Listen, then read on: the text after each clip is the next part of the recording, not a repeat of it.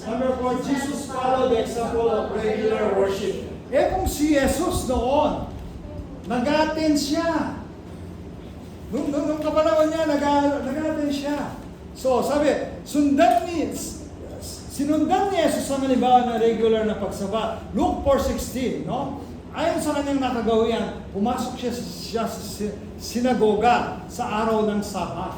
No? Sa araw ng Sabat. Alam niyo yung Sabat means the Hebrew word of sis or to rest, no? Ito yung Sabat, yung sa atin, Sunday yun. Pero ang Sabat, sa mga Hebrew o ano pa man, Saturday yun. Bakit? Ang weekend nila, mag-start ng, ang week nila, buong week nila, mag-start ng, hindi nag-start na Sunday. Hindi nag-start na Monday. Sunday, Monday, Tuesday, Wednesday, Thursday, Saturday. Yun yung Sabbath nila, Saturday. Kaya merong church na Sabbath, ano ba yun? Yung mga Sabadista, sabi. Di ba? Kasi, Seventh Adventist. Kasi sinusundan nila yung ginagawa ng mga Jews o Hebrews noon. Ang kanilang Sabbath talaga, sa atin, Sunday. Sa kanila, Saturday.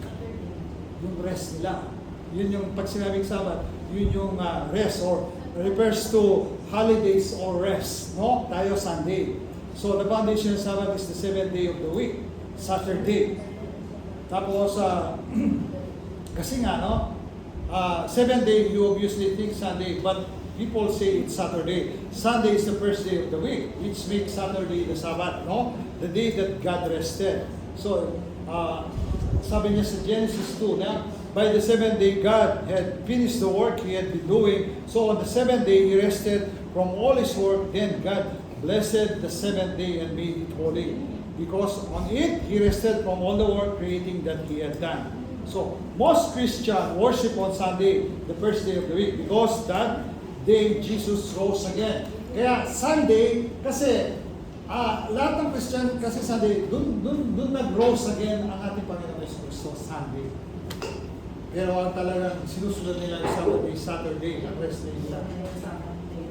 Ako naman, ang katuwiran ko, whatever it is, kahit Monday ba yan, Tuesday, Wednesday, pag lumabas ka, nagsimba ka, yun yung rest day mo, yun na yun ang pinaka-holiday mo, rest day mo. Yun na yung pinaka-sabat mo. Any days that you attend the church and your rest day, your holiday, that's it. Hindi nakukuha sa Monday hanggang Saturday o Sunday. Pero ang mga Kristiyano kasi, dahil nag-rose again ang ating Panginoong Yesus Cristo na buhay muli, Sunday, hindi Saturday. Kaya yung sinusunod nila. Amen? So kaya, kung si Jesus, pinapalaw niyang pumunta sa sinagoga every Sabbath day, so dapat ganun din tayo. Follow natin siya. Kung siya nga, nag-attend, tayo ngayon, ayaw natin mag-attend yung iba, no? Ayaw nila mag-attend ng church. So that's the difference. And last, number 5, the reason why